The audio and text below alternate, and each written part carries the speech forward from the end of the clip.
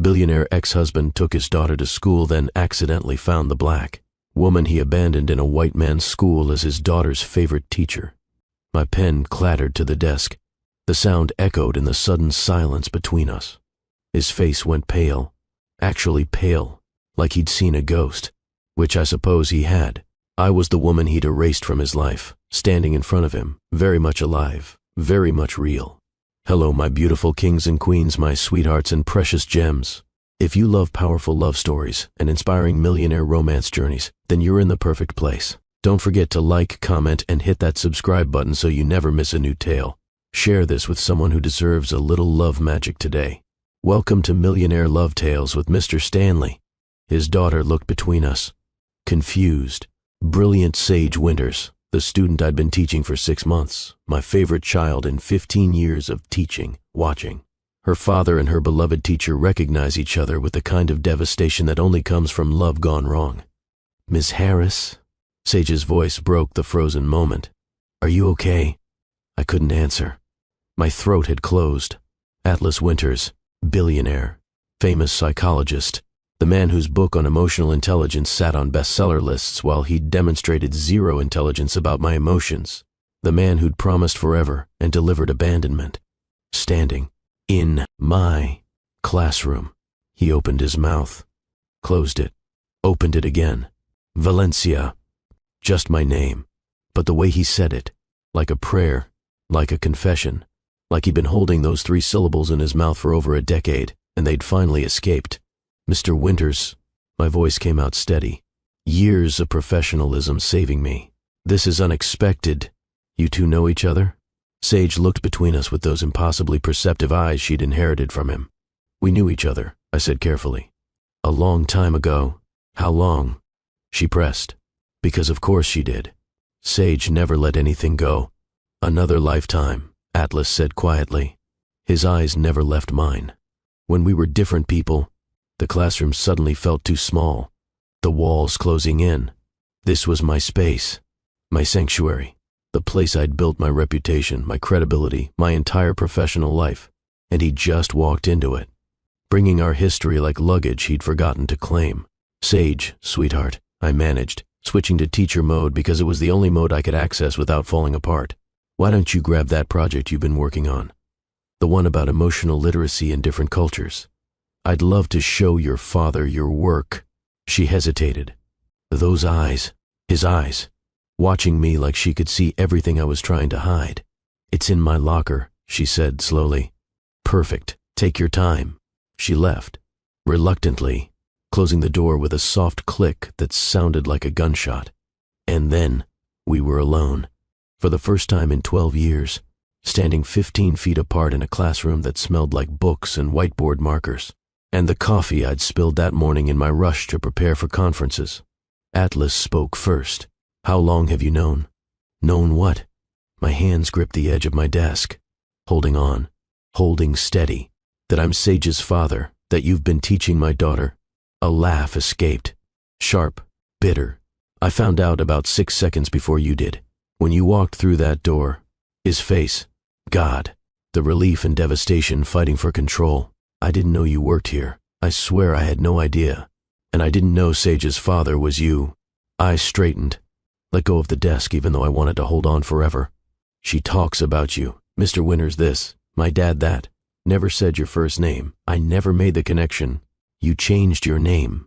I changed a lot of things. He took a step forward. I took a step back. He noticed. Stopped. Valencia, I tried to reach you. Don't. The word came out sharp enough to cut.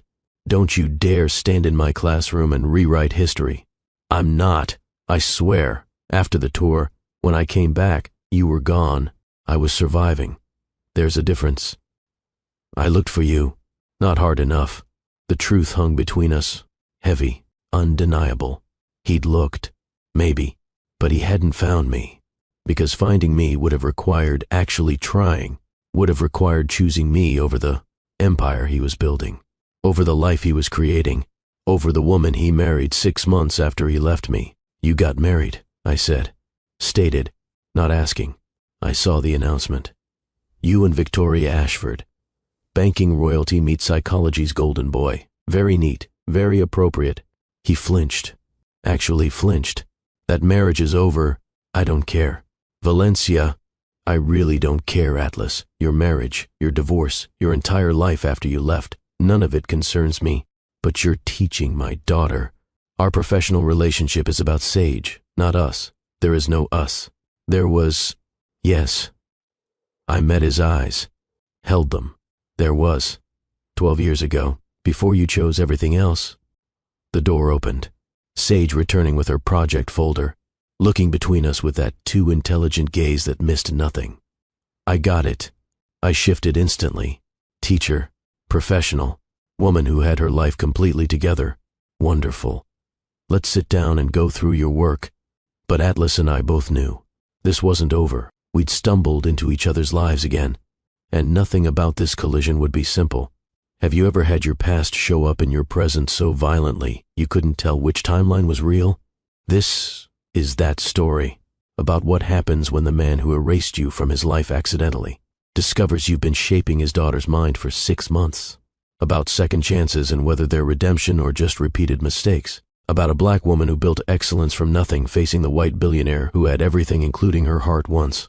If you've ever had to smile professionally at someone who shattered you personally, hit that like button right now. And subscribe to Millionaire Love Tales with Mr. Stanley, because I promise you, this story goes places you won't expect. Places I didn't expect. Places that will make you question everything you think you know about forgiveness.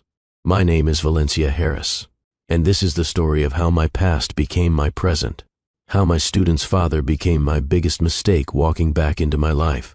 How I learned that some doors you close can be kicked open by fate, with a sense of humor cruel enough to make you laugh or cry or both. Let me take you back to the morning this all exploded. Before I knew, before he knew, when we were still separate people living separate lives that were about to collide like planets on a devastating course. I woke up at 5:30 that Tuesday morning in my modest 2-bedroom apartment, in a neighborhood 45 minutes from Ashford Preparatory Academy. The alarm pulled me from a dream I couldn't remember, but that left me unsettled, anxious, like my subconscious knew something my conscious mind didn't. The apartment was quiet. Zora, my 11-year-old daughter, still asleep in the room we'd painted lavender together last summer, her breathing steady through the thin walls, the sound that had anchored me for over a decade. I moved through my morning routine with practiced efficiency. Shower, coffee, reviewing lesson plans at the kitchen table that wobbled no matter how many times I tried to fix it. The radiator clanked. The upstairs neighbor's footsteps creaked overhead. The sounds of a life I'd built from absolute zero. Zora emerged at 6:15, sleep rumpled and beautiful. She had her father's eyes. Not Atlas. The other one. The man I dated briefly 2 years after Atlas. The man who had also left when things got real. When I told him I was pregnant, some patterns repeat until you learn to stop them. Morning, Mama. She kissed my cheek, poured cereal with the precision she brought to everything. Morning, baby. You have that math test today. I'm ready. Miss Chen's tests are easy. Confidence is good. Overconfidence gets you wrong answers. She grinned, that smile that made every struggle worth it. I'll be appropriately confident. We moved around each other in the small kitchen, a dance we'd perfected over years. She was my miracle, my motivation, my proof that I could build something beautiful, even when the world tried to convince me I couldn't. You have conferences today, right? Zora asked between bites of cereal. All afternoon. I'll be late picking you up. You're going to Grandma's. Can I just take the bus home? I'm 11. Not in this neighborhood. Grandma's. She sighed the sigh of preteens everywhere, but she didn't argue. She knew the rules, knew why they existed, knew that my caution came from love, not control. By 7:15 we were out the door. Zora to the bus stop where I waited with her every single morning. Me to my aging Honda Civic that had 200,000 miles and a prayer holding it together. I dropped Zora at her school, watched her walk in with her too heavy backpack and her confident stride. My daughter, my heart walking around outside my body. Then I drove to Ashford Preparatory Academy, where I was a teacher, an employee, the only black woman on the lower school faculty, the diversity hire who'd proven herself so thoroughly they couldn't question her anymore. But they'd tried. Oh, they'd tried. Ashford sat in the wealthy part of town like a monument to privilege. Red brick buildings, manicured lawns, parents driving cars that cost more than I'd make in 5 years, kids wearing uniforms that cost more than my monthly grocery budget. I parked in the faculty lot, grabbed my bags, walked through doors I'd walked through for 3 years, every day proving I belonged, every day excellent. Because excellence was my only option.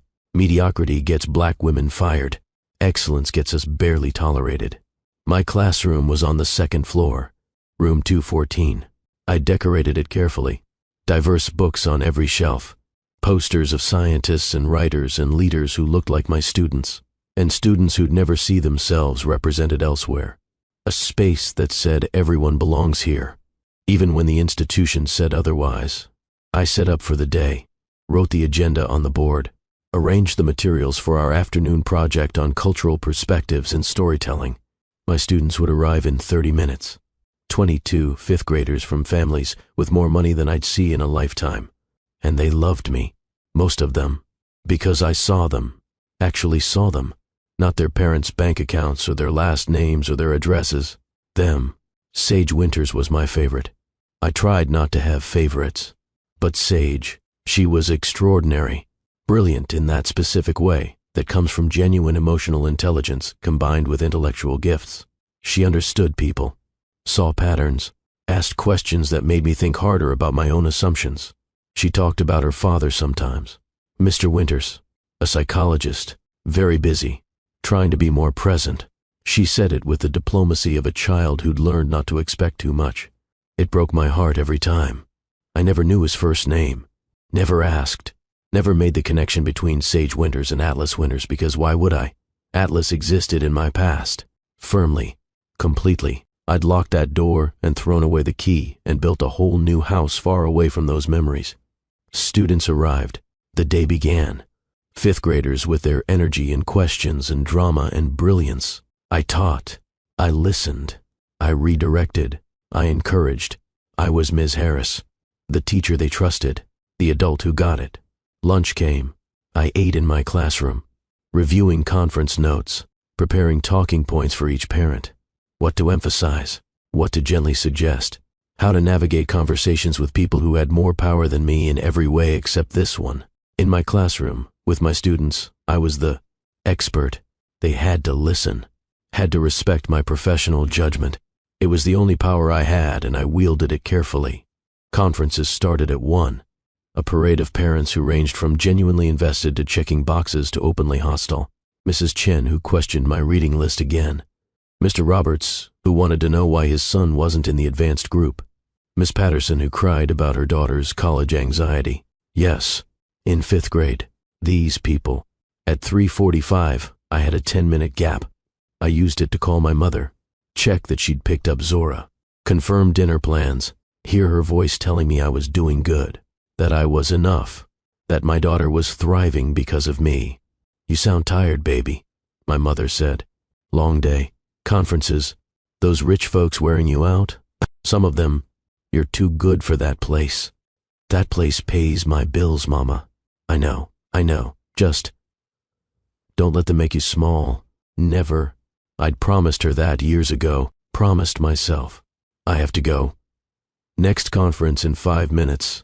Love you, Valencia. Love you, Mama. I hung up, checked my schedule. 3:45. Sage Winters conference. Father attending. Mr. Winters. I'd been looking forward to this one. Sage was easy to talk about. A teacher's dream. I'd prepared notes highlighting her exceptional emotional intelligence, her creative writing, her ability to mediate peer conflicts, her genuine kindness. I straightened my desk, smoothed my dress, the one I'd bought at a consignment shop but that looked expensive if you didn't check the label. Professional armor.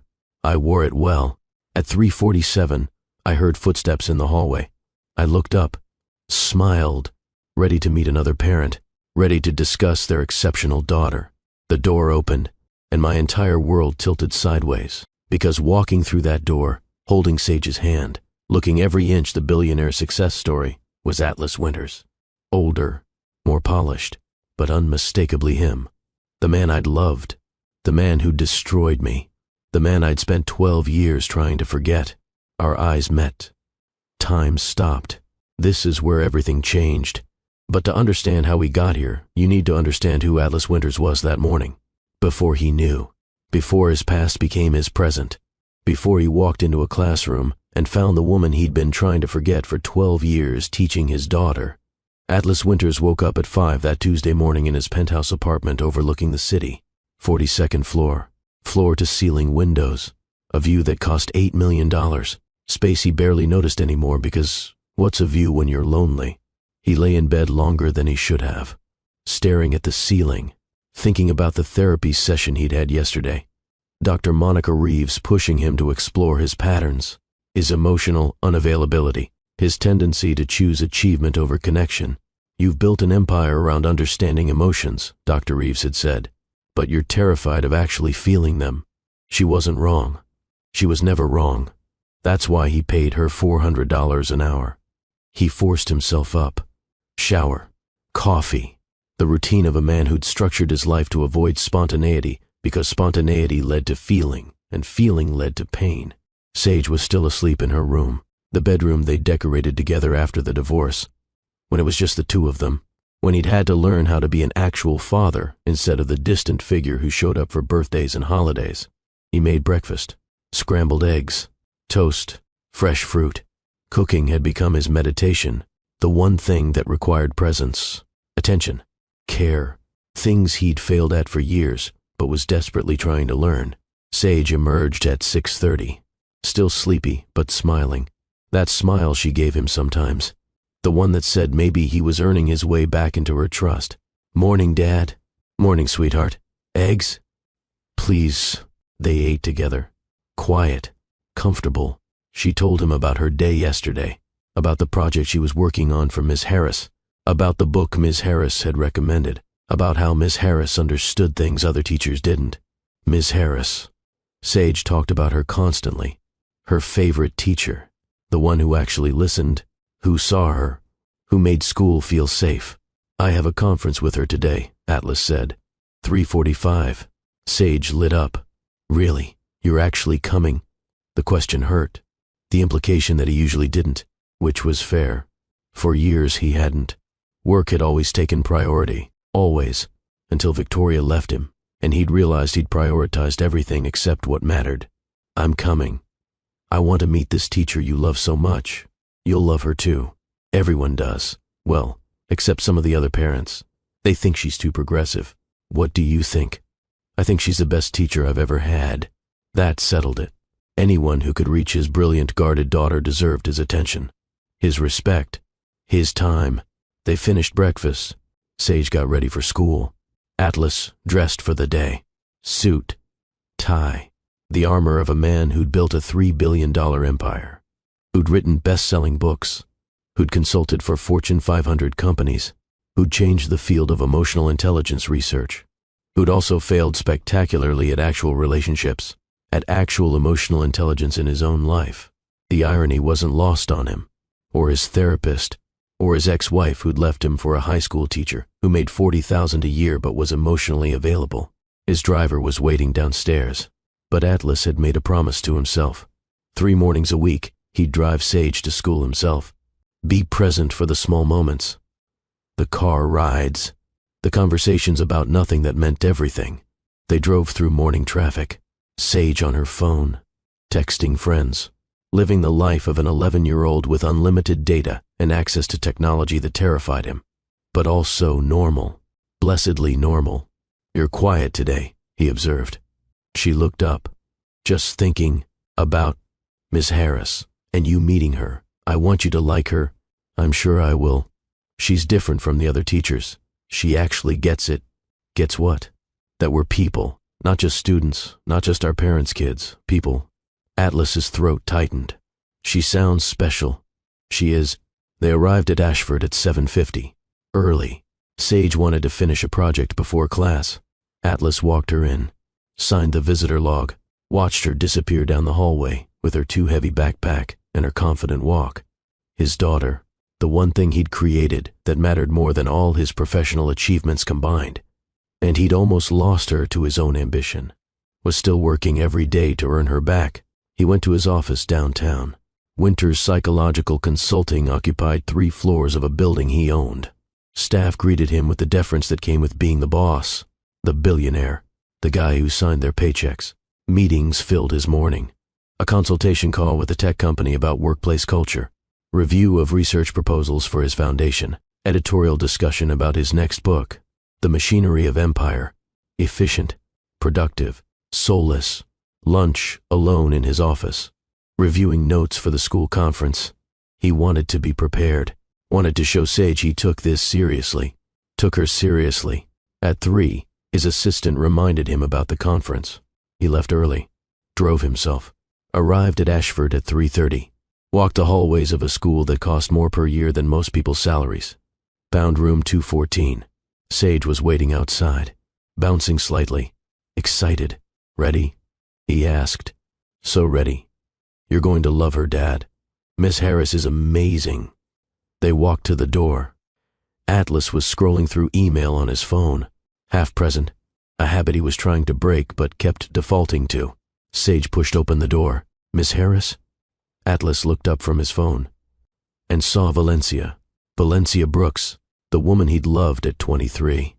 The woman he'd left on an airport curb with promises he didn't keep. The woman he'd tried to find when he came back and couldn't. The woman who'd haunted him for 12 years in the spaces between his achievements. In the moments when success felt hollow. In his failed marriage to a woman he'd chosen because she fit his world instead of his heart. Valencia.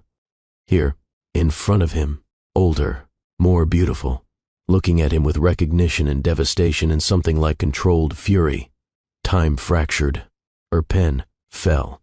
He forgot how to breathe. Sage looked between them, confused. This was the moment. The collision. The past and present meeting with enough force to shatter everything both of them had carefully built. "Miss Harris?" Sage's voice came from far away. "Are you okay?" Valencia's face. God. 12 years had refined her beauty, sharpened it. She wore professionalism like armor, but he could see beneath it. Could see the girl he'd loved. Could see the woman she'd become without him. Valencia. Her name escaped before he could stop it. Her eyes. Those dark eyes he'd dreamed about. They met his with recognition that felt like accusation. "Mr. Winters." Her voice. Steady. Professional. Destroying him with its careful control. "This is unexpected." Sage was looking between them, processing. "You two know each other?" "We knew each other," Valencia said, each word precise, careful. "A long time ago. A long time ago." Like it was ancient history. Like it didn't matter. Like those 2 years they'd spent building a future together hadn't been the realest thing in his life before or since. "How long?" Sage pressed. "Because she was brilliant. Because she missed nothing." "Another lifetime," Atlas managed. "When we were different people." Valencia's jaw tightened. He'd said the wrong thing. Already, 30 seconds in, and he was failing. "Sage, sweetheart," Valencia said, shifting into teacher mode. He recognized it. The professional mask. The armor she was using against him. "Why don't you grab that project you've been working on? The one about emotional literacy in different cultures. I'd love to show your father your work." Sage hesitated, looking between them, reading the room the way she read everything. "It's in my locker." "Perfect. Take your time." Sage left, slowly, reluctantly. The door clicked shut behind her. Silence. 12 years of silence compressed into this moment. This room, this impossible collision of past and present. Valencia moved first, standing, putting the desk between them like a barrier. "How long have you known?"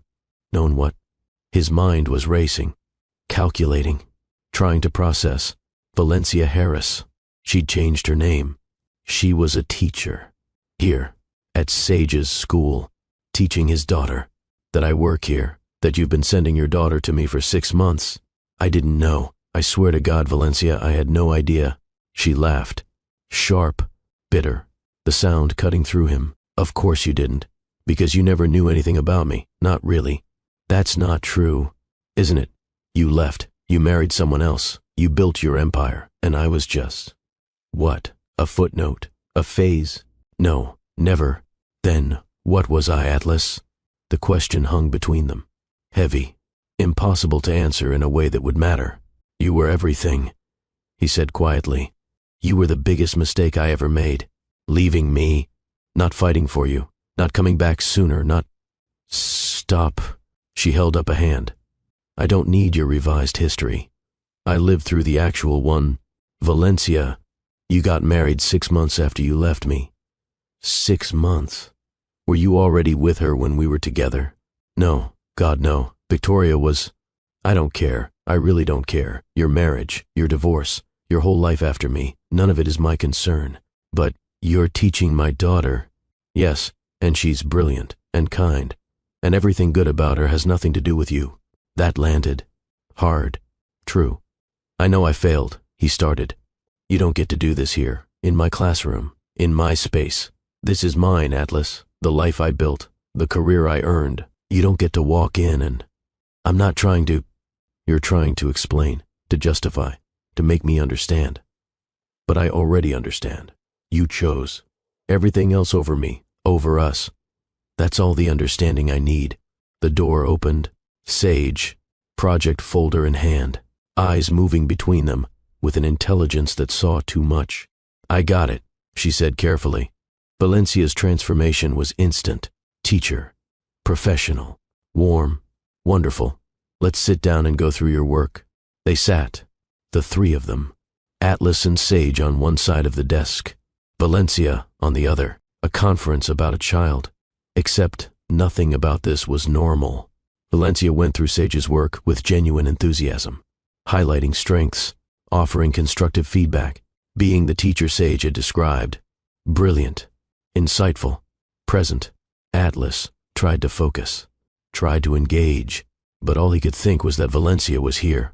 After 12 years of wondering, of regretting, of trying to forget, she was here, and she hated him. He deserved it, knew he deserved it, but God, it hurt. The conference ended.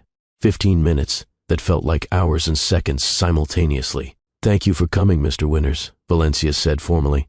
Sage is a pleasure to teach. Thank you for everything you do for her. Their eyes met, held, 1,000 conversations happening in silence. Sage stood. Come on, Dad. He followed her to the door, stopped, turned back. Valencia, we need to talk, really talk. No, we really don't. Please. There's so much you don't know, and I prefer it that way. But her voice wavered, just slightly, just enough to give him hope. They left, walked down the hallway, Sage silent beside him. Processing. In the car, she finally spoke. You dated her? Not a question. A statement. Atlas gripped the steering wheel. Yes. A long time ago? 12 years. What happened? I was stupid. I left. I thought I was chasing important things. I was wrong. Sage was quiet for a long moment. She's the one, isn't she? What do you mean? The one you told Dr. Reeves about, in therapy. The relationship you regretted most. He'd forgotten Sage knew about his therapy, had overheard conversations, was too smart not to piece things together. Yes, he admitted. She's the one. Does she hate you? She should. That's not what I asked. He thought about Valencia's eyes, the pain there, the anger, the carefully controlled fury. I don't know. Maybe, probably. But you still love her. It wasn't a question. Sage stated it like fact, like she'd already calculated the variables and reached the only logical conclusion. Yes, Atlas said, because lying to his daughter had never worked. I never stopped. Sage nodded. Processing. This is complicated. Very. She's my favorite teacher. I know. And you're my dad. I know that too. So, what happens now? Atlas wished he had an answer. Wished there was a formula, a strategy, a way to solve this equation. But there wasn't. There was just Valencia, and 12 years of hurt, and the impossible task of trying to earn forgiveness he didn't deserve. I don't know, sweetheart. I honestly don't know. They drove home in silence, both processing, both trying to understand how the universe had twisted their lives into this impossible knot. That night, after Sage went to bed, Atlas sat in his study with a glass of Whiskey he didn't drink, and a phone he kept picking up and setting down. He had Valencia's number, had looked it up in the school directory, could call, could text, could try to bridge 12 years with digital communication. He didn't, because what would he say? Sorry, I destroyed you? Sorry I chose wrong? Sorry I married someone else while you were doing what? Living? Surviving? Building a life without him? He pulled up his laptop, searched Valencia Harris, found surprisingly little. No social media he could access. A professional bio on Ashford's website. Before Ashford, she taught at a public school on the South Side. Before that, nothing public. Valencia Brooks had disappeared. Valencia Harris had emerged. A new name, a new life, a deliberate erasure of the past. He'd done the same in different ways. Buried himself in work, in achievement, in a marriage to a woman whose name opened doors, but whose presence never filled the Valencia-shaped hole in his chest. His phone buzzed. Dr. Reeves. Right. He'd texted her after the conference. Emergency session request. Her message was brief. Tomorrow, 8 a.m. My office. He confirmed. Poured the whiskey down the sink. Went to bed. Lay awake staring at the ceiling, thinking about Valencia's face. Her controlled fury. Her professionalism that was really just protection. He'd hurt her. Badly. Completely. And now they were stuck in each other's lives because Sage loved her. And she was Sage's teacher, and there was no easy way to navigate this. Sleep came eventually. Restless. Filled with dreams of coffee shops and promises and a girl with dark eyes who'd believed him when he said forever. He woke at 5. Went through his routine. Mechanical. Distracted. Made breakfast for Sage, who was quieter than usual. You okay? He asked, thinking about Ms. Harris. And you. And how weird yesterday was. Yeah, it was weird. Are you going to try to fix it? I don't know if I can, but you're going to try. He looked at his daughter, 11 years old, wise beyond her years, watching him with hope and skepticism in equal measure. Yes, he said, I'm going to try. Good. She returned to her cereal. She deserves an apology at least. She deserves more than that. Then give her more. Simple. The way children made complicated things simple. Just give her more, as if he had anything she wanted, as if sorry could bridge 12 years. But he'd try. Because Sage was right. Valencia deserved more. Deserved everything. Deserved the man he'd promised to be and failed to become. Dr. Reeves's office was in a building downtown. Understated. Professional. The opposite of the showy success his own office projected. He sat in the familiar chair. In the familiar room. Across from the woman who'd been excavating his emotional wreckage for 2 years. Tell me what happened, she said. He told her. All of it. The conference. The recognition. Valencia's fury. Sage's observations. The impossible complication of it all. Dr. Reeves listened, made notes, waited until he finished. How do you feel? Terrified, hopeful, guilty, all of it. What are you afraid of? That you'll never forgive me, that I've destroyed any chance we had, that I'll hurt her again just by existing in her space. What are you hoping for? He hesitated. A chance to explain, to apologize, to maybe, I don't know, see if there's anything left. After 12 years, I know it's impossible. I didn't say that. I asked what you're hoping for. A second chance, which I don't deserve. Deservingness is a construct, Atlas. What matters is whether you've changed, whether you're capable of being what she needs now, not what you promised then. I don't know if I am. Then figure it out. Because showing up with apologies and hope isn't enough. You need to show her through action that you're different, that you've learned, that you won't repeat the same patterns. And if she doesn't want to see that, then you respect her boundaries. Let her be. Don't make your healing dependent on her forgiveness. He sat with that.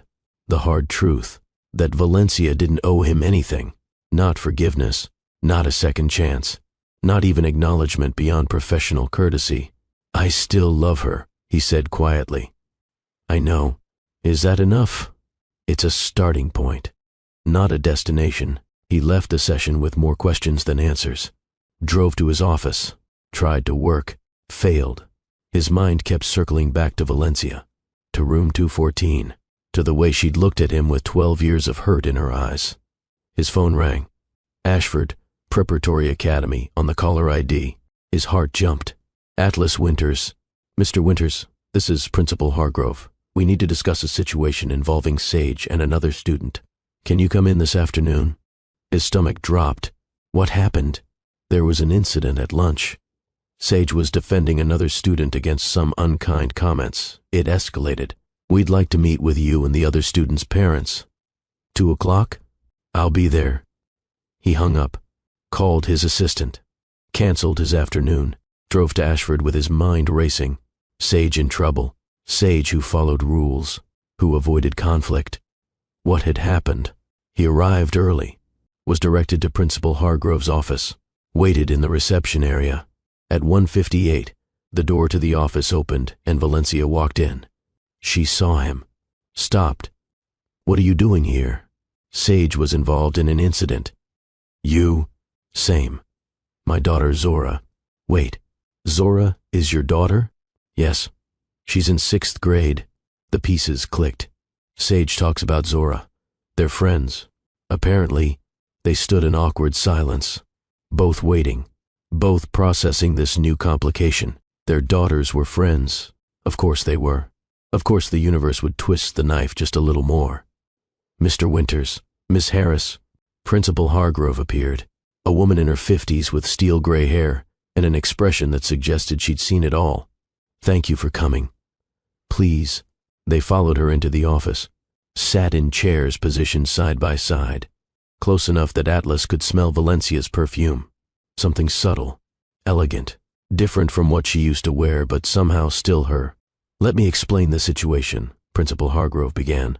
At lunch today there was an altercation between Sage Zora and another student, Jeffrey Matthews. Another parent was already in the office, a man in an expensive suit, looking irritated. My son says these 2 girls ganged up on him. That's not what happened, came a voice from the doorway. Everyone turned. Sage and Zora stood there, holding hands, united. Girls, Principal Hargrove said, I asked you to wait outside.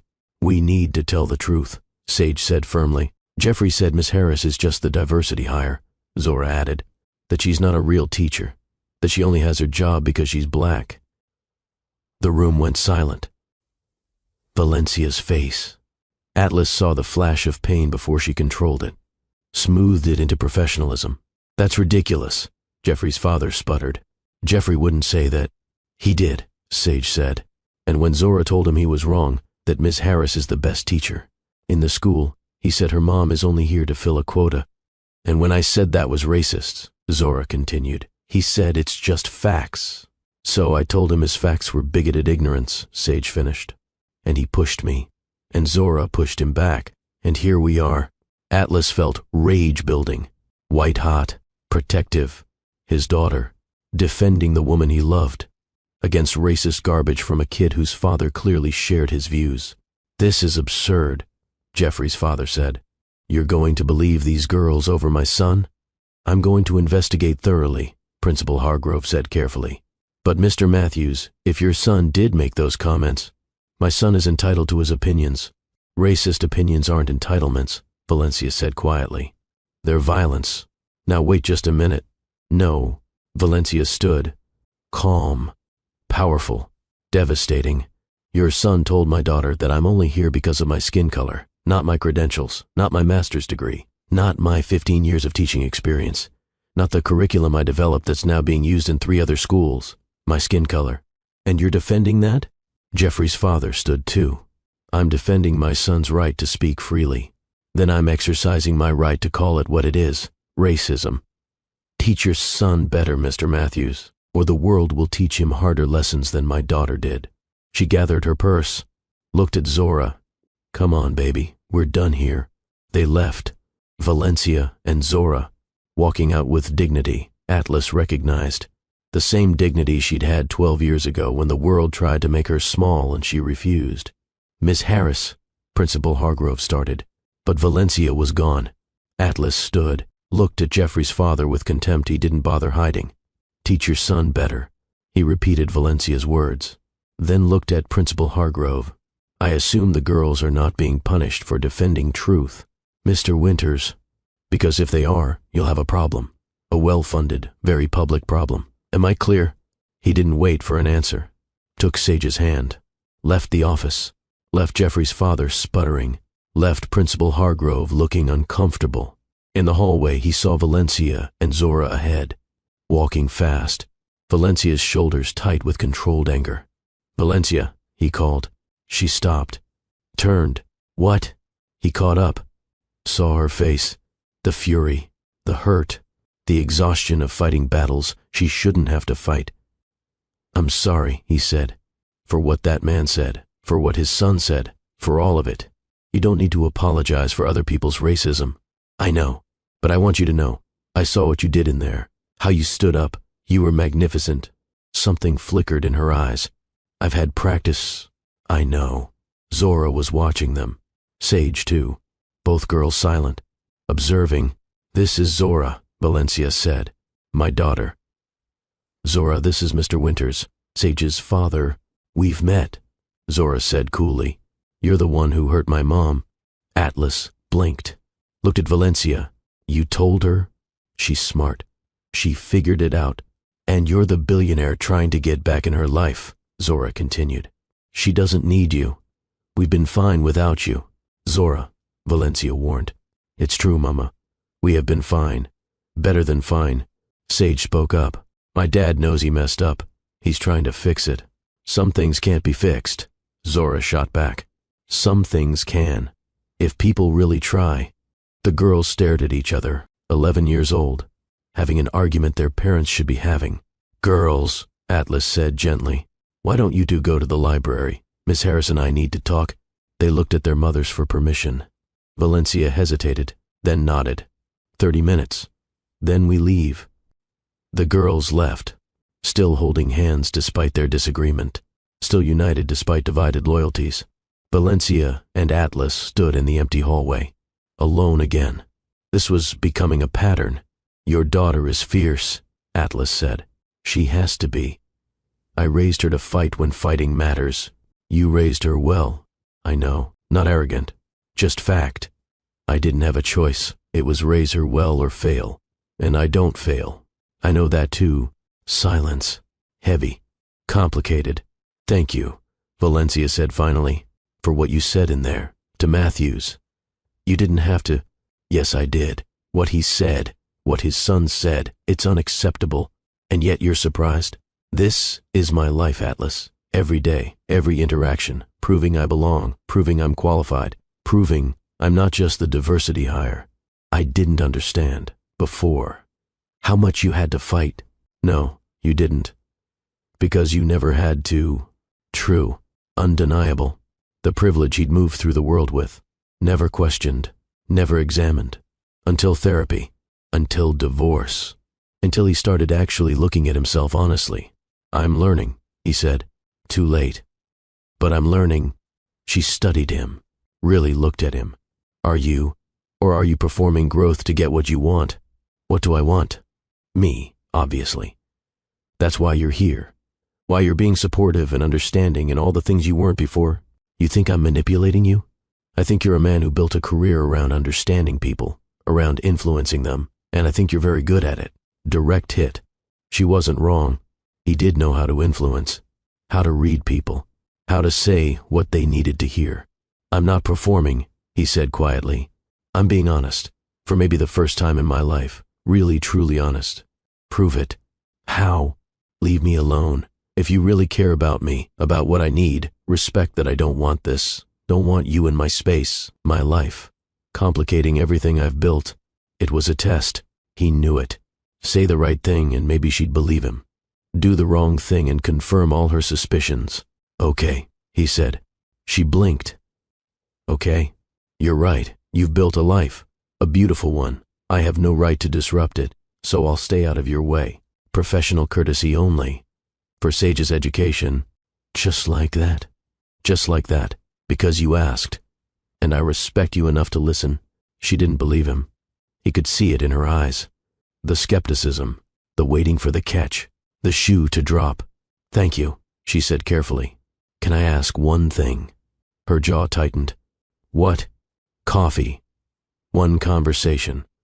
Let me explain what happened, what really happened. After that, if you never want to see me again, I'll respect it. No, Valencia. I said no. I don't need your explanations. I lived through your choices. That's all the explanation I need. The girls were coming back. Timing carefully calculated. Giving their parents exactly 30 minutes. Okay, Atlas said. I respect your answer. She looked surprised again, like she'd expected him to push, to insist, to use his privilege to steamroll her boundaries. Come on, Zora, Valencia said. We're going home. They left, mother and daughter, walking away from him for the second time. The second time he'd watched Valencia walk away. The second time he'd failed to give her what she needed. Sage slipped her hand into his. You did good, Dad. I lost her again. No, you respected her. That's different than losing. When had his 11-year-old become wise? When had she learned lessons he was still trying to figure out? They drove home. Both quiet, both processing. The universe had thrown them together. Valencia and him, their daughter's friends, their lives intersecting, and she wanted him gone. He would respect that, would stay away, would be professional only, would give her the space she asked for, even though it killed him, even though seeing her again had reminded him of everything he'd lost, even though he still loved her with the same intensity he had 12 years ago, maybe more, because now he knew what he'd given up. Now he understood the cost of his choices. That night, alone in his penthouse, Atlas made a decision. He would respect Valencia's boundaries, would stay away, would not push, but he would also be ready. If she ever changed her mind, if she ever wanted that conversation, that explanation, that chance, he would be ready. Because some loves don't end just because they should. Some loves persist. Stubborn. Inconvenient. True. And Valencia Brooks now Harris was that love for him. Had been. Still was. Would always be. Even if she never forgave him. Even if they never spoke again beyond professional necessity. Even if this was all he'd ever have. These glimpses. These moments. These impossible collisions. She was the one. The only one. And he'd spend the rest of his life knowing he'd found her and lost her and found her again only to lose her by his own choices. That was his penance, his punishment, his truth, and he would live with it, because that's what love required sometimes.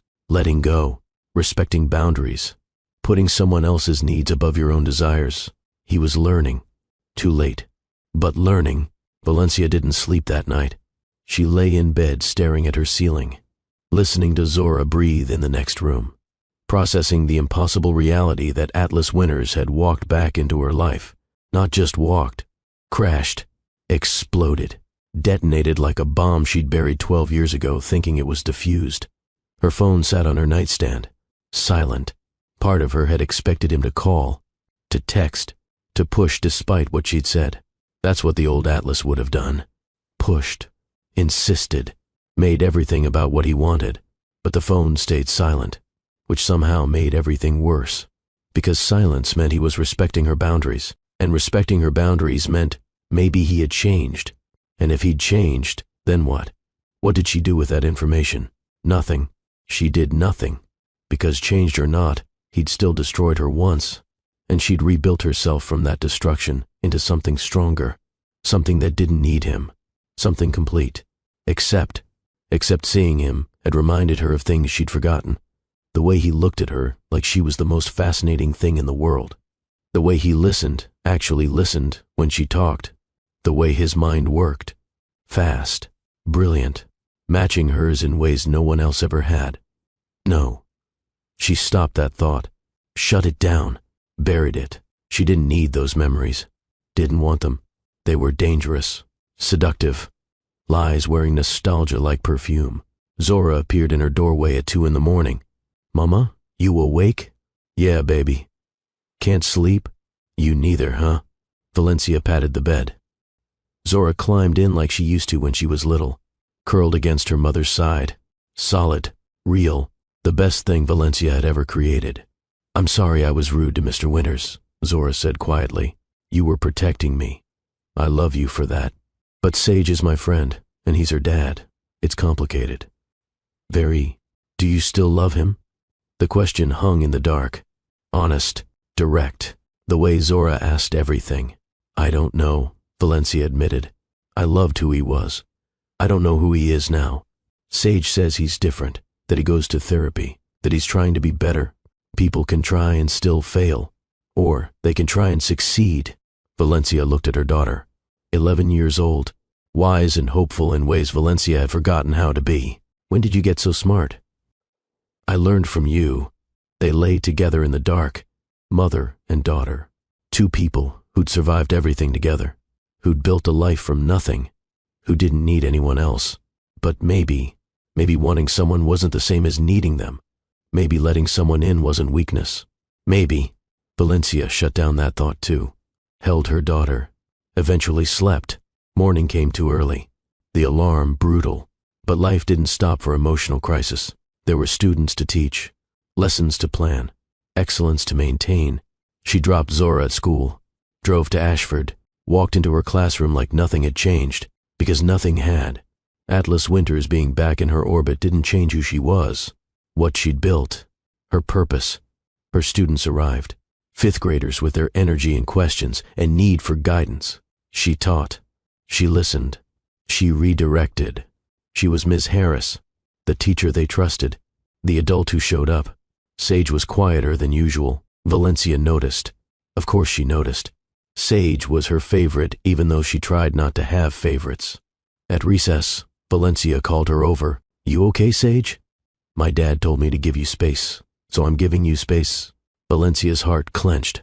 Honey, you don't have to do that. What's between your dad and me doesn't change us. You're still my student, still important to me. But he hurt you a long time ago. We were different people. Do you hate him? God, these children and their direct questions. No, I don't hate him. Do you love him? I don't know what I feel, but I know I care about you, and that doesn't change no matter what. Sage nodded. Processing. Okay. Yeah, okay. She paused. He really is different, you know, than he used to be. He's trying. I know, sweetheart. Is trying enough? I don't know yet. Sage accepted this, went back to her friends, left Valencia standing there with too many questions and not enough answers. The rest of the week passed in careful normalcy. Valencia taught. Atlas stayed away. Sage and Zora remained friends. The school settled back into routine after the Jeffrey Matthews incident, which had resulted in Jeffrey's suspension and a strongly worded letter to his parents about tolerance. Small victories. Friday afternoon, Valencia was cleaning her classroom when Principal Hargrove appeared at her door. Valencia, do you have a moment? Of course. Hargrove entered, closed the door, sat down like this was serious. I wanted to discuss the spring gala. The spring gala, Ashford's biggest fundraiser. Black tie, obscene amounts of money. Every faculty member required to attend. What about it? The committee would like you to speak this year about your curriculum development work. We're highlighting innovative teaching. Valencia's stomach tightened. Speaking at the gala meant being on display, being the diversity showcase. Look at our black teacher who's so articulate and accomplished. I'd prefer not to. I understand your hesitation, but Valencia, this is an opportunity to highlight your work, to gain recognition, to be the token. Hargrove sighed. That's not what this is, isn't it? Every year you wheel out the scholarship students and the diverse faculty and the inclusive programs. It's performance. We both know it. It's also reality. The work you've done matters, deserves recognition. Will you at least think about it? Valencia wanted to say no, wanted to refuse on principle. But principle didn't pay bills, didn't advance careers, didn't create opportunities. I'll think about it. Thank you. And Valencia? Mr. Winters has donated $500,000 to the scholarship fund, specifically requested it go towards supporting students of color in STEM programs. Of course he had. Of course. Grand gestures. Public generosity. The Atlas Winters special. That's generous of him. He mentioned it was inspired by conversations about equity and access. I thought you'd want to know. After Hargrove left, Valencia sat at her desk, staring at nothing, processing. Atlas was donating money, creating programs, doing good, public good that would be recognized and praised. Or he was actually trying to make a difference, actually learning actually using his privilege for something beyond his own advancement. She didn't know which, didn't trust herself to know, because she wanted to believe the best about him, which meant she couldn't trust her own judgment. Her phone buzzed. A text from an unknown number. "This is Atlas. Principal Hargrove gave me your number for emergency contact purposes regarding Sage.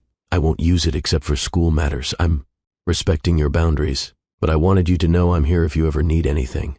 For Sage or otherwise, no pressure, no expectations, just here." She stared at the message, read it 3 times, looking for manipulation, for hidden agenda, for the catch. Found none. Just a simple statement. Boundaries respected. Offer made. No pressure. She didn't respond, didn't know what to say, deleted the message, then immediately regretted it because now she couldn't read it again. Couldn't analyze it. Couldn't figure out what it meant. This was exhausting. He was exhausting. The whole situation was exhausting. She went home, made dinner with Zora, helped with homework, watched a movie. Normal life. Regular life. The life she'd built that was enough. Except that night, alone again, she pulled up her laptop, typed Atlas Winters into the search bar, found his website, his books, articles about him, interviews. One caught her attention.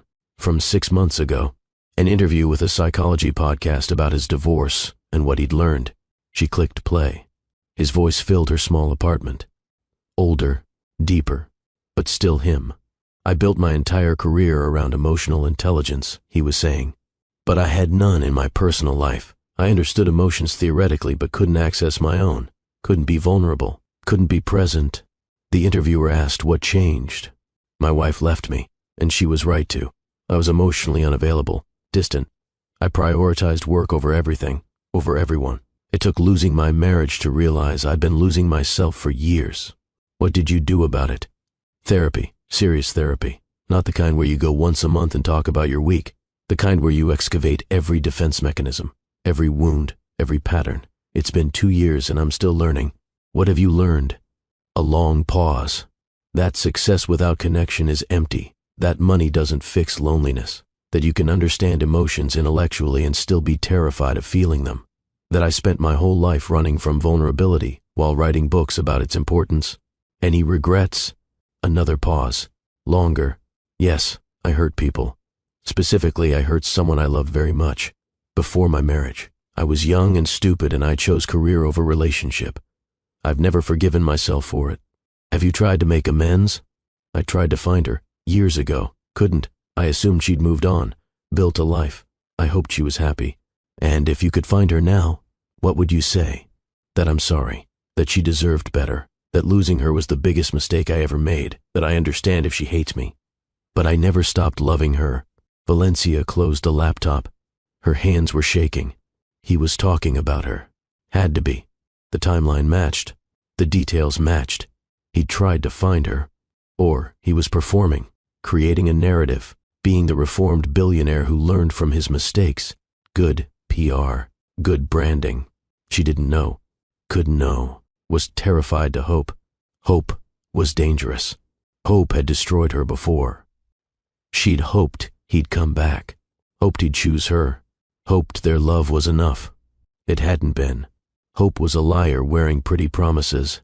But what if this time was different? What if he really had changed? What if? No, she shut it down. Went to bed. Forced herself to sleep. Dreamed of coffee shops and airports and honey-colored eyes and promises that evaporated like morning fog. The spring gala arrived 3 weeks later. Valencia wore a dress she'd found at a consignment shop. Deep burgundy. Elegant. Professional. She'd spent more than she should have, but less than everyone else there would spend. Her mother had helped with alterations. Made it fit perfectly. Made her look like she belonged, even though she never quite felt like she did. Zora was at her grandmother's for the night. Valencia drove to the venue alone. A historic hotel downtown, dripping with old money and older traditions. Valets, red carpet, the works. She walked in feeling like an imposter.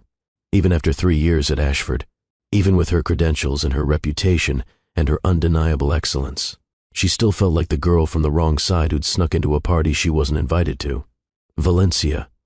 Principal Hargrove appeared, smiling. You look beautiful. Thank you. The speech. You're still planning to speak? Yes. She'd agreed. Eventually. Because refusing felt like letting them win. Like admitting she didn't belong. Wonderful. You're on at 8.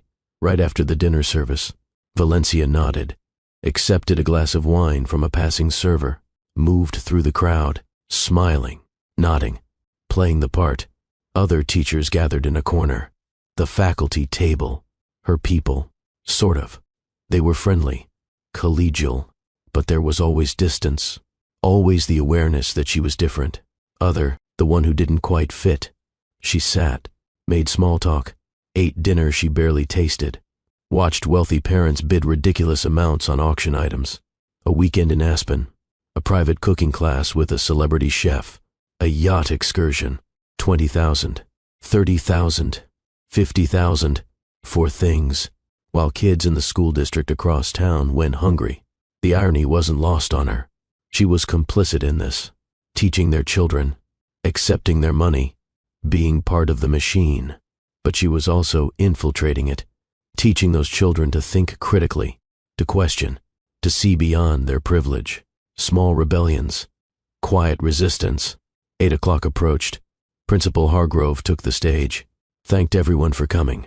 Highlighted the funds raised. Then introduced Valencia. Our next speaker needs no introduction to our students. Miss Valencia Harris has revolutionized our humanities curriculum. Her innovative approach to culturally responsive teaching has gained national attention. Please welcome Ms. Harris. Applause. Polite. Appropriate. Valencia stood. Walked to the stage. Took the microphone. Looked out at the sea of mostly white faces in expensive clothes with expensive watches and expensive expectations. She spoke about education, about the importance of diverse perspectives, about preparing students for a world that didn't look like their neighborhood, about excellence through inclusion. They listened, politely, appropriately, applauded when she finished. She stepped off the stage, headed back to her table, and nearly collided with Atlas. He stood near the back of the room, in a tuxedo that probably cost more than her car, looking at her with an expression she couldn't read. That was incredible, he said quietly. Thank you. I mean it. What you said about education as liberation, about teaching students to see beyond their circumstances, that was incredible. She didn't know what to say, didn't trust her voice. Nodded. Tried to move past him. Valencia, wait. She stopped, against her better judgment. What? Could I dance with you? This isn't appropriate. It's a fundraiser. Dancing is expected. I'm a parent. You're a teacher. It's perfectly appropriate. You know what I mean? I do. And I'm asking anyway. One dance. Then I'll leave you alone. She should say no, should maintain boundaries, should protect herself. One dance. He led her to the dance floor, where other parents and teachers swayed to generic elegant music. Placed his hand on her waist. Careful, respectful, keeping appropriate distance. They moved, awkward at first, then not awkward, familiar, like muscle memory, like their bodies remembered, even though 12 years had passed. I listened to your podcast interview, she said, not planning to, but the words escaped anyway. He went still. The one about my divorce? Yes, and you talked about regretting losing someone. Before your marriage. Yes, that was me. Yes, she met his eyes. Honey-colored, familiar, devastating. Did you mean it? Or was it good PR? He flinched. You think I'd use our relationship for publicity? I think you're very good at saying what people need to hear. Fair. Given my history with you, that's fair. He was quiet for a moment, still moving, still holding her carefully. I meant every word. I did try to find you. Your number was disconnected. Your apartment building said you'd moved. No forwarding address. I tried your friends, your coffee shop job, everything I could think of. When? 6 months after I left. When I came back from the tour, you were already engaged to Victoria. No, the engagement came later. After I couldn't find you. After I gave up. Gave up. That fast. I was young. Stupid. I told myself you'd moved on. That you were better off, that pursuing you would be selfish. It would have been. I know. But Valencia, I never stopped thinking about you, wondering, regretting. And yet you married someone else. I married someone who fit, who made sense, who my family approved of, who looked good on paper. And loved her? He hesitated. I tried to. I wanted to. She deserved someone who could love her properly, but I couldn't. Because what? Because I was still in love with you. The music swelled. Other couples swirled around them. The moment hung between them. Fragile. Dangerous. True. Don't, Valencia whispered. Don't what? Don't say things like that. Not here, not now. When then? You won't talk to me. Won't let me explain. Won't give me a chance to what? Fix this? Make it better? There's nothing to fix, Atlas. What we had ended 12 years ago. We're different people now. Are we? Because this, right now, this feels exactly like before. Like we fit. Like we make sense. Chemistry isn't love. No, but we had both. Have both. The song ended. She stepped back. Out of his arms. Out of his orbit. Thank you for the dance. Valencia. I need to go. She walked away. Fast. Before she did something stupid. Like believe him. Like hope. Like let herself remember how good it felt to be in his arms. She found the bathroom. Locked herself in a stall. Breathed. Her heart was racing. Her hands shaking. One dance. One conversation. And she was unraveling.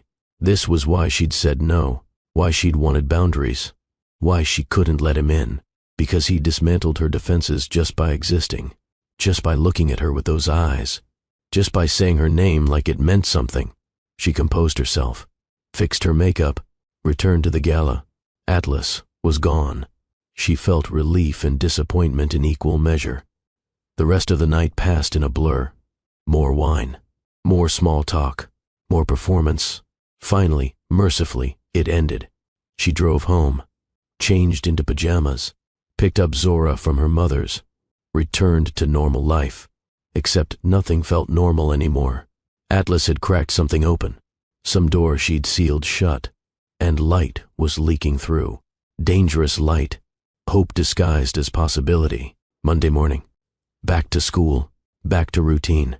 Except Sage was absent. The first absence all year. Valencia tried not to worry. Kids got sick. It was normal. Except at lunch her phone rang. Atlas. She almost didn't answer. But what if something was wrong? What if Sage needed something? Hello? Valencia. It's Atlas. His voice was strained. Stressed. I'm sorry to call. I know you said school matters only. But Sage is sick. Really sick. High fever. We're at the hospital. Her stomach dropped. What happened? She collapsed this morning. Fever of 104. They're running tests. I don't know what to do. She heard it in his voice. The terror. The helplessness. The fear every parent feels when their child is sick and they can't fix it. What hospital? St. Mary's. But you don't have to.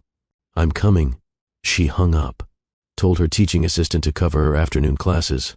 Family emergency. Left. Drove to St. Mary's with her heart in her throat. She found Atlas in the pediatric ward waiting room. Disheveled. Tie loose. Hair a mess. Looking more human than she'd seen him. More real. Any news? She asked. He looked up. Relief and surprise crossing his face. You came. Of course I came. She's my student. I care about her. They're running tests. Possible flu. Possible bacterial infection. They don't know yet. Valencia sat beside him. Not touching, but present. She's strong. She'll be okay. You don't know that. No. But I choose to believe it anyway. They sat in silence. Waiting. The worst part of hospitals. The helpless waiting.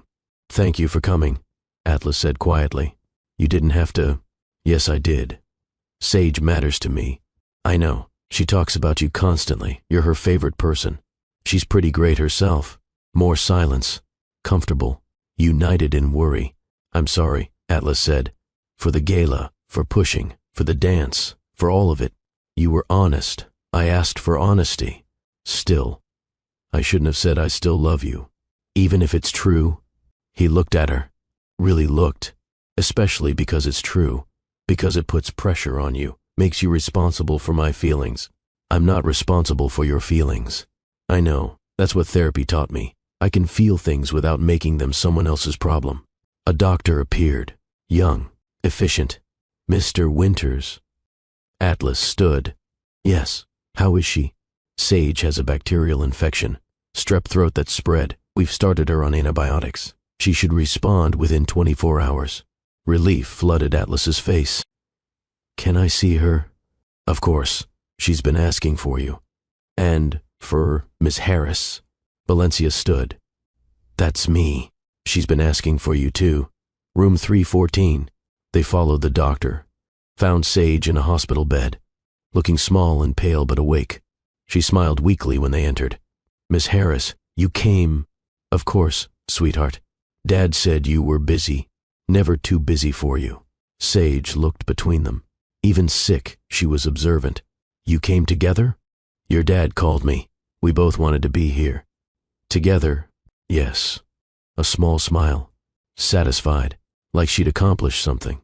Good. They stayed. Both of them. Atlas on one side of the bed. Valencia on the other, talking to Sage, keeping her company, united in caring for this child they both loved. Hours passed. Sage slept. Atlas and Valencia sat in chairs, exhausted, worried, together. She's matchmaking, Valencia said quietly. Definitely. We should shut it down. Probably.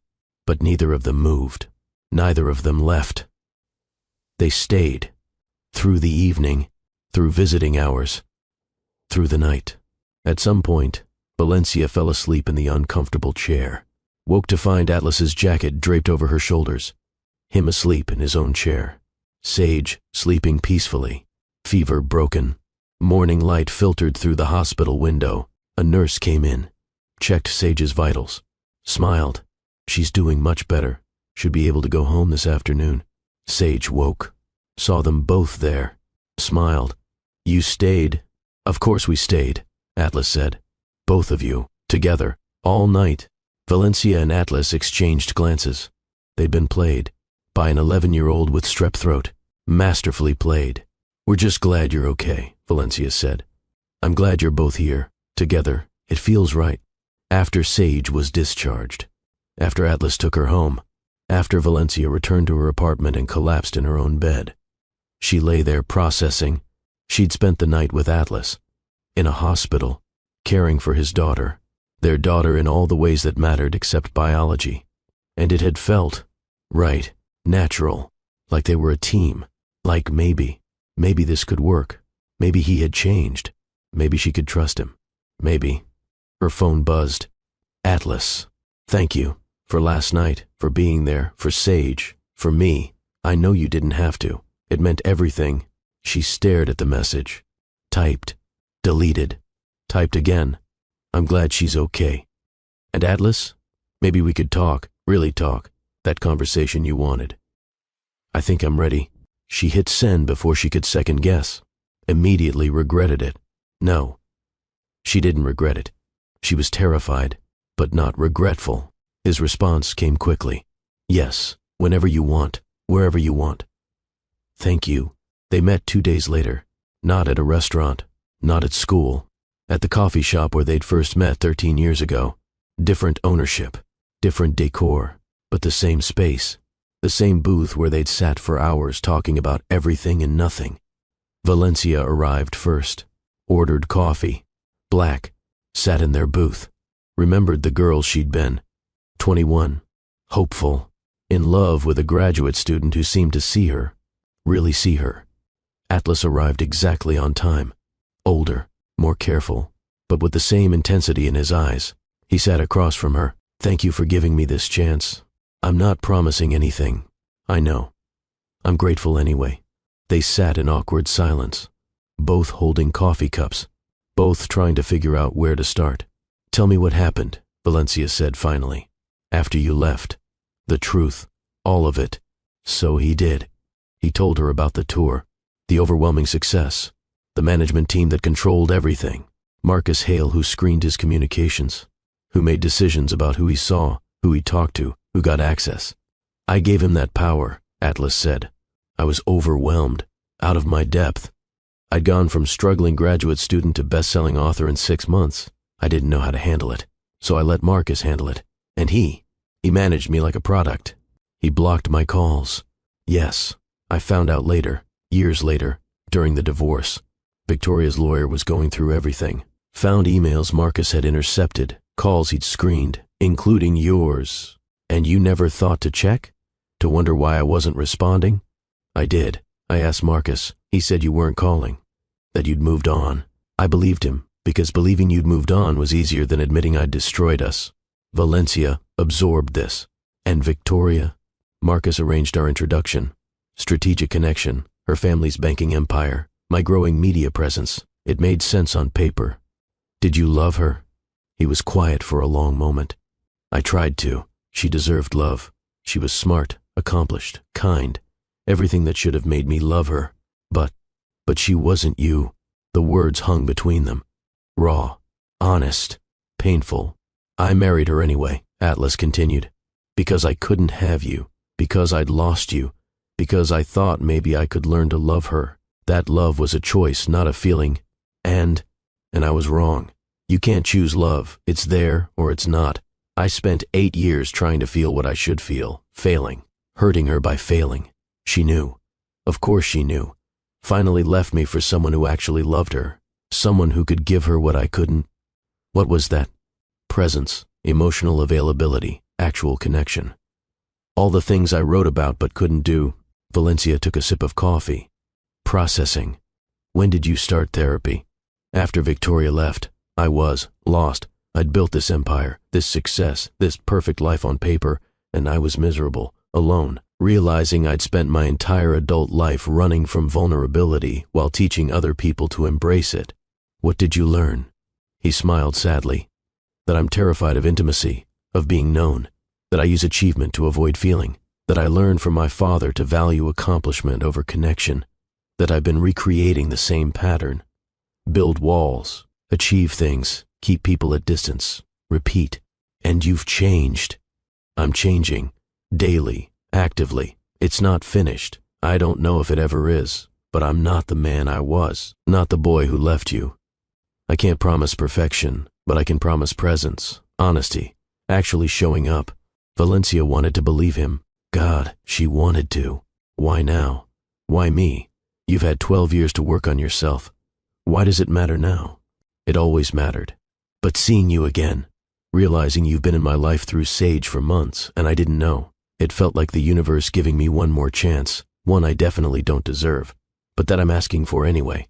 I'm scared. Me too. You hurt me. Badly. Completely. I spent years recovering. I know. And you could do it again. I could. I won't. But I understand why you can't trust that. She looked at him. Really looked. Searching for the lie. The performance.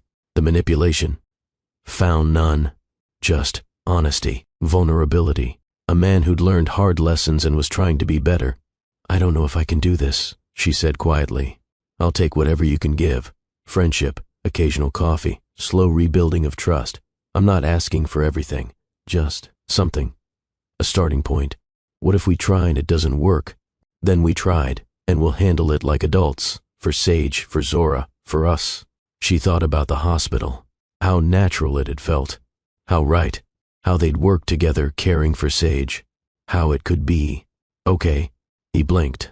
Okay. Okay. We can try. Slowly. Carefully. With very clear boundaries. What boundaries? We take it slow. No rushing. The girls come first. Both of them. You respect my space and my pace. And Atlas, if you hurt me again, if you leave again, if you choose anything over us again, there's no third chance. Understood. Agreed. Completely. And I need you to understand. I'm not the girl you left. I've built a life. A good life. I don't need you to complete me or save me or fix anything. I'm whole. If we do this, it's because I want you. Not because I need you. That's exactly what I want. A partnership. Not a rescue. They sat, looking at each other. Years of hurt and hope between them. This was the moment. The choice. The leap. Valencia extended her hand across the table. Hi. I'm Valencia Harris. Single mother. Teacher. woman who survived everything and built something beautiful from the wreckage. Atlas took her hand, smiled, understanding the gesture, the fresh start. Hi, I'm Atlas Winters, divorced father, recovering workaholic, man who's learning that success without connection is just expensive loneliness. Nice to meet you. Nice to meet you too. They shook hands. Formal, slightly ridiculous. Perfect. So, Valencia said, tell me about yourself. They talked for 3 hours, like they used to, but different, more honest, more real, less performance, more truth. He told her about therapy, about learning to sit with uncomfortable feelings, about rebuilding his relationship with Sage, about realizing that billionaire status didn't make him happy. She told him about building her teaching career, about raising Zora alone, about the daily navigation of being black in white spaces, about teaching herself not to need anyone so thoroughly she'd forgotten how to want anyone. Until now, she admitted, seeing you again. It reminded me of wanting, of possibility. Is that good or bad? I don't know yet. They made plans, slow plans. Coffee next week, maybe dinner the week after, including the girls eventually, building something new from the remains of something old. When they left the coffee shop, Atlas walked her to her car, stood close, but not too close, respecting boundaries. Thank you. For this chance, I won't waste it. See that you don't. He smiled, started to leave, turned back. Valencia, can I ask you something? Maybe Zora's father. Is he involved? She'd known this question would come. No, he left when I told him I was pregnant. Different man, different story, same lesson about trusting the wrong people. I'm sorry. Don't be. Zora's the best thing that ever happened to me. I'd go through it all again for her. She's lucky to have you. I'm lucky to have her. Another pause. Does she know? About me? About us? She figured it out. She's brilliant, observant, protective. She doesn't like me. She doesn't trust you. There's a difference. Earn her trust. Earn mine. The rest follows. He nodded. Understanding. Accepting. I will. I promise. Promises. He'd made them before. Broken them before. But maybe. Maybe this time. Maybe. Valencia drove home with something unfamiliar in her chest. Not quite hope. Not quite trust. But possibility. The smallest opening. The tiniest chance. She could work with that. At home, Zora was waiting. Homework spread on the table. Eyes knowing. You saw him. Yes. And we talked. We're going to try. Slowly. Zora's face was complicated. Hope and fear and protectiveness. What if he hurts you again? Then I survive. Again. Like I always do. You shouldn't have to. No. But maybe this time I won't. Maybe he's changed. And if he hasn't? Valencia pulled her daughter close. Her anchor. Her reason. Then you and me, baby. Like always. We're the constant. Everyone else is variable. Zora hugged her tight. I love you, Mama. I love you too. Over the next month, Valencia and Atlas rebuilt. Carefully. Slowly. Coffee turned into dinner. Dinner turned into walks. Walks turned into conversations that lasted hours. They learned each other again. Who they'd become. What they valued. What they wanted. He met Zora properly. Took her and Sage to a science museum. Watched them geek out over exhibits. Didn't try too hard. Just showed up.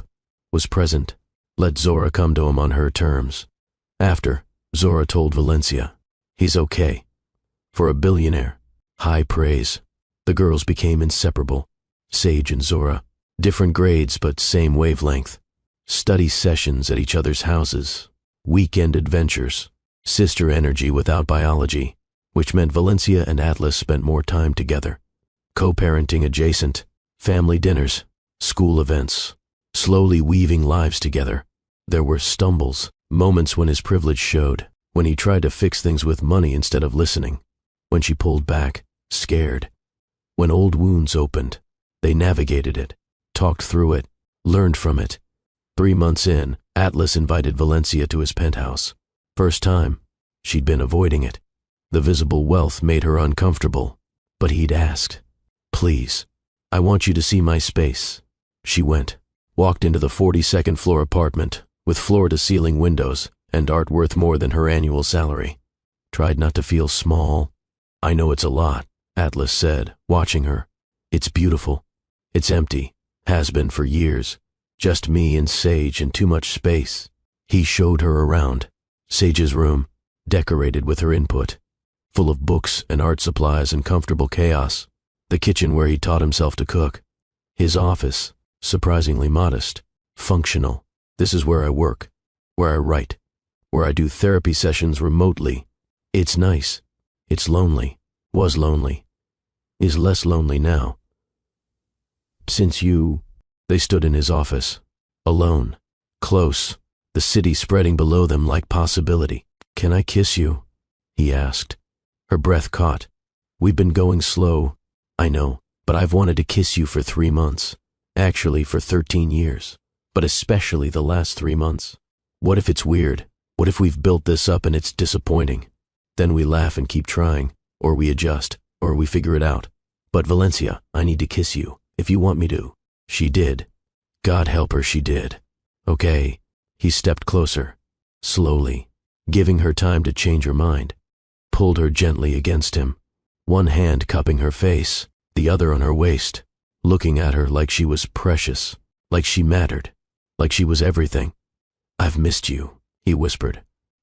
Then he kissed her. And it wasn't weird, wasn't disappointing, was perfect. Like coming home, like remembering, like discovering something new and familiar simultaneously. She kissed him back, hands in his hair. 12 years of wanting poured into contact. Heat and tenderness and relief and joy all mixed together. When they finally separated, both breathing hard, she laughed. Okay, that wasn't disappointing. No, definitely not. He smiled. That smile she'd fallen in love with 13 years ago. Still devastating. Still hers. Good, because I plan to do that a lot. If you'll let me, I'll consider it. They kissed again. Slower, deeper, relearning each other, building something new on the foundation of something old. That night, Valencia drove home in a daze, lips still tingling, heart full, terrified and thrilled in equal measure. She was falling. Again, for the same man, but different, better, real. The next few months unfolded like permission to want, to hope, to build. Atlas integrated into her life, met her mother, who was cautiously approving. He better treat you right this time. He will, Mama. He better. Or I'll have words. Valencia introduced him to her friends, her community, watched him navigate spaces where he was the minority, watched him listen more than talk, learn more than assume. He wasn't perfect, made mistakes, but he corrected them, apologized, did better. For Christmas, they did a joint celebration, both families, Zora and Sage, Valencia's mother, even Atlas's mother, who was stiff but trying. They exchanged modest gifts, cooked together, laughed. It felt like family. Sage pulled Valencia aside. Thank you. For what, sweetheart? For giving my dad a chance. For making him happy. He smiles now, real smiles. Because of you. Valencia's heart clenched. You make him happy too. I know, but it's different with you.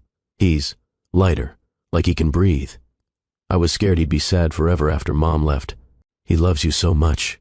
I know, and I love him, and you. Is that okay, that I love you? Valencia pulled her close. This brilliant child who brought them together. More than okay. I love you too. At the school, things shifted. Word got out that Valencia and Atlas were together. Some parents gossiped.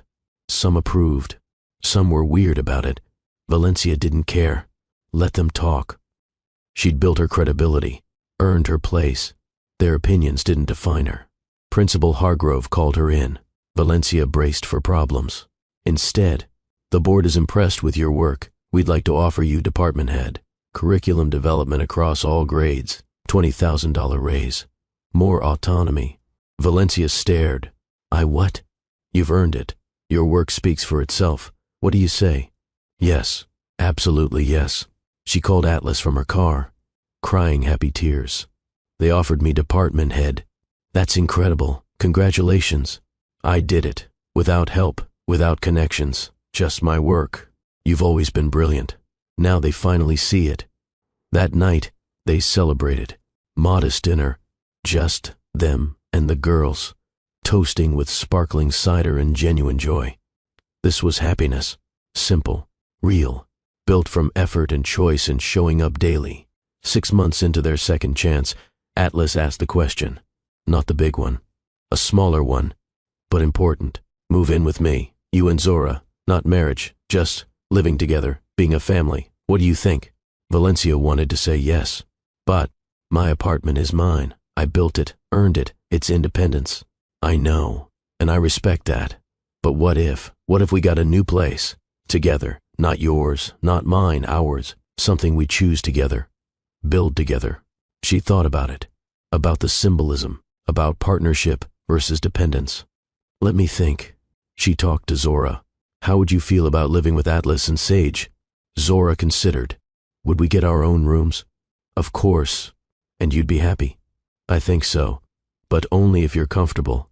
I like them, Mama. I like us all together. It feels right. So they did it. Found a house, not a penthouse. A real house. In a good neighborhood. With a yard. 4 bedrooms. Space for everyone.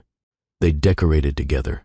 Valencia insisting on equal financial contribution even though Atlas made more. Partners. Equal. That's the deal.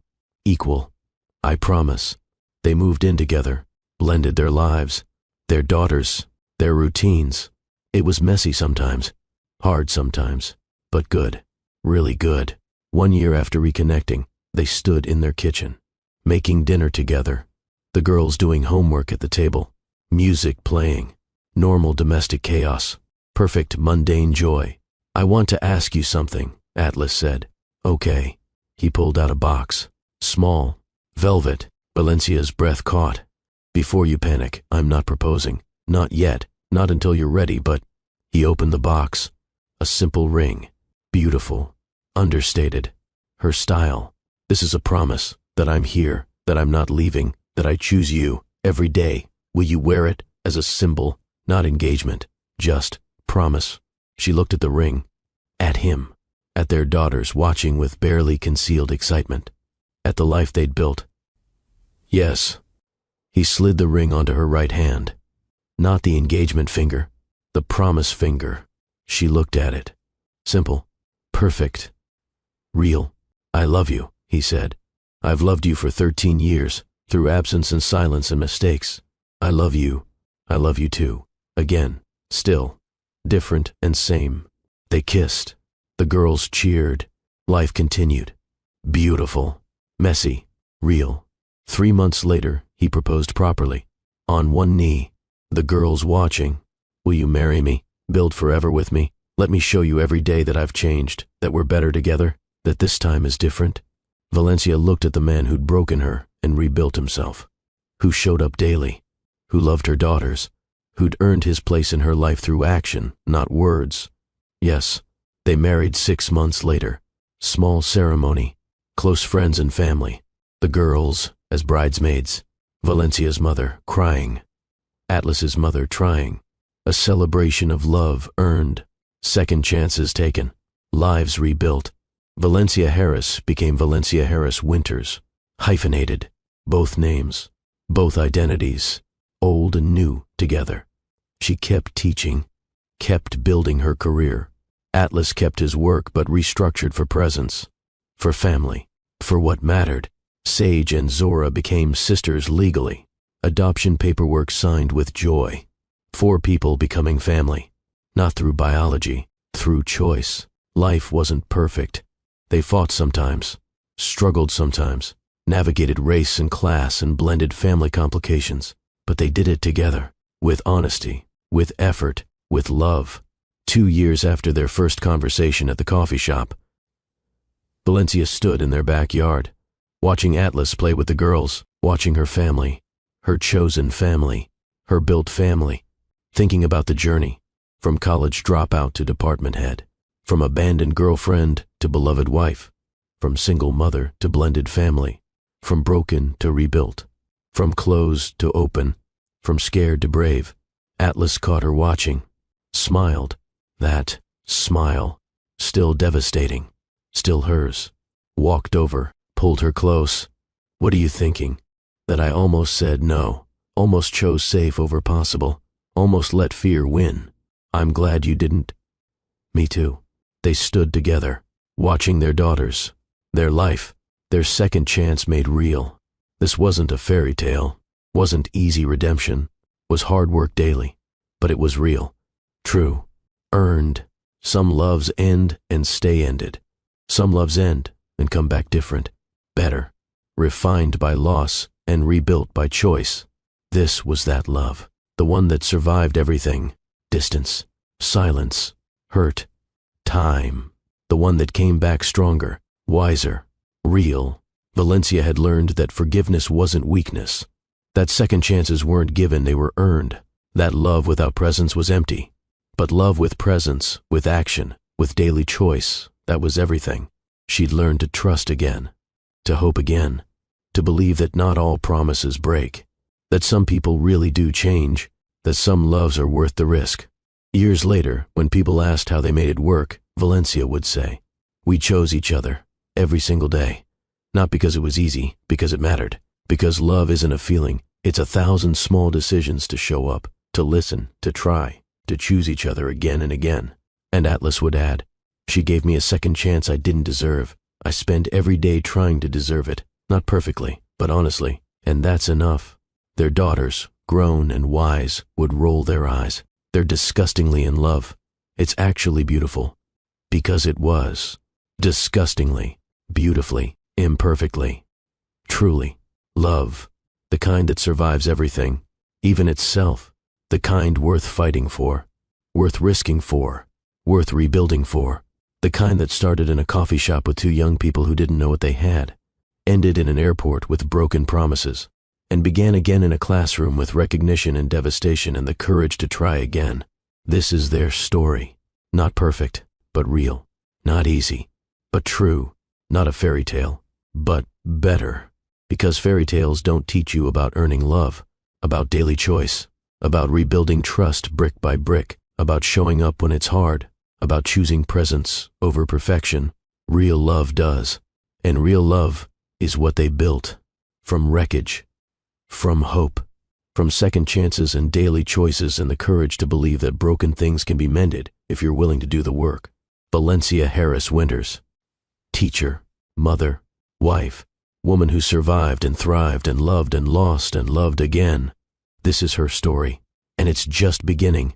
If this story touched you, if you've ever needed a second chance or given one, show some love. Hit that like button. Share this with someone who needs to hear that it's never too late to fight for what matters. Comment your thoughts, your stories, your second chances, and subscribe to Millionaire Love Tales with Mr. Stanley for more stories that tell the truth. About love, about loss, about finding your way back to yourself and to each other, about the messy, beautiful reality of real relationships, about hope. Because hope isn't weakness. Hope is courage. Hope is choosing to believe that tomorrow can be better than yesterday, that people can change, that love can survive, that second chances are real. Thank you for being here, for listening, for believing in love stories that feel real. You are seen. You are valued. Your support means everything. This is Valencia and Atlas. This is their second chance. This is proof that some loves are worth waiting for, worth fighting for, worth rebuilding for. And maybe, just maybe, your second chance is waiting too.